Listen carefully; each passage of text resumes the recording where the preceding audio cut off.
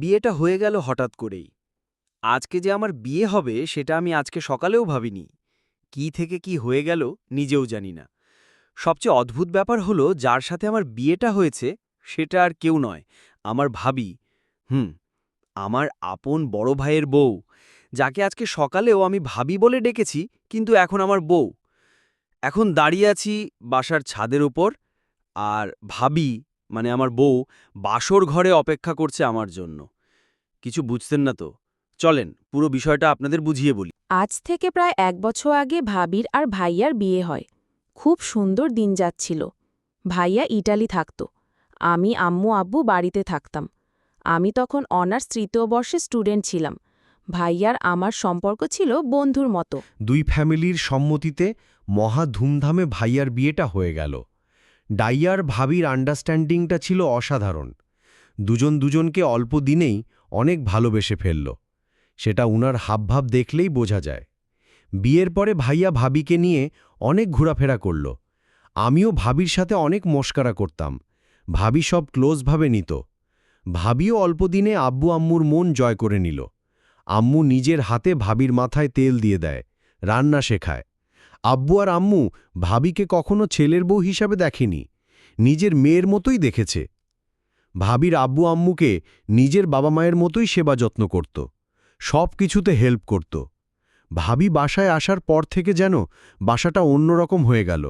খুব সুন্দরভাবে আমাদের দিন যাচ্ছিল। বিয়ের ২ মাস পরে ভাইয়ার ছুটি শেষ, তাই আবারও ইটালি চলে যেতে হবে। যদিও ভাইয়ার যাওয়ার মতো মন মানসিকতা ছিল না, কারণ নতুন বিয়ে করেছে, আরও কিছুদিন থাকার ইচ্ছা ছিল। বাট নিজের ক্যারিয়ার, ফ্যামিলির কথা চিন্তা করে ভাইয়া ইটালি চলে গেল। ভাইয়া চলে যাওয়ার পর প্রতিদিনই আমাদের সবার সাথে কথা হতো। আমি এটা ওটা বলে ভাইয়াকে খ্যাপাতাম। এভাবে কিছুদিন চলে যায়। একদিন আমি কলেজ থেকে বাসায় আসছি, এমন সময় একটা বিদেশি নাম্বার থেকে কল আসে। আমি ভেবেছিলাম ভাইয়া কল দিয়েছে, কিন্তু না। আমি কলটা রিসিভ করলাম। আমি বললাম, হ্যালো ভাইয়া, কেমন আছিস?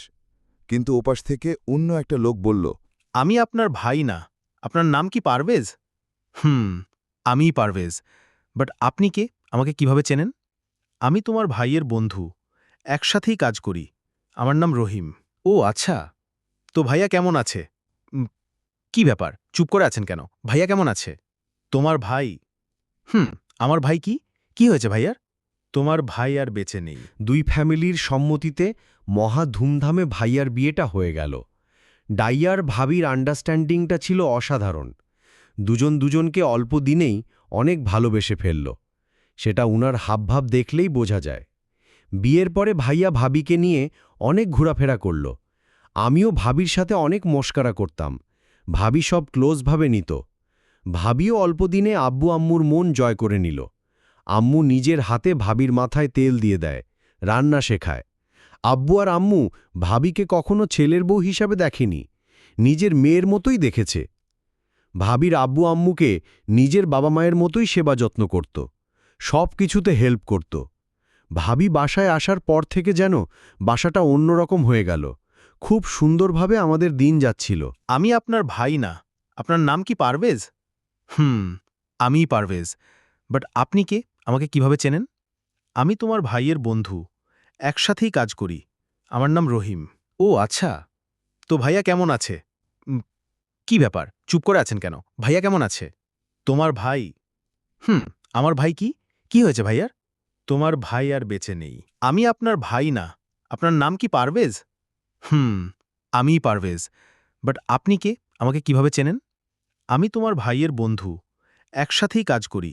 আমার নাম রহিম। ও আচ্ছা। তো ভাইয়া কেমন আছে? কি ব্যাপার, চুপ করে আছেন কেন? ভাইয়া কেমন আছে? তোমার ভাই? আমার ভাই কি? কি হয়েছে ভাইয়ার? তোমার ভাই আর বেঁচে নেই।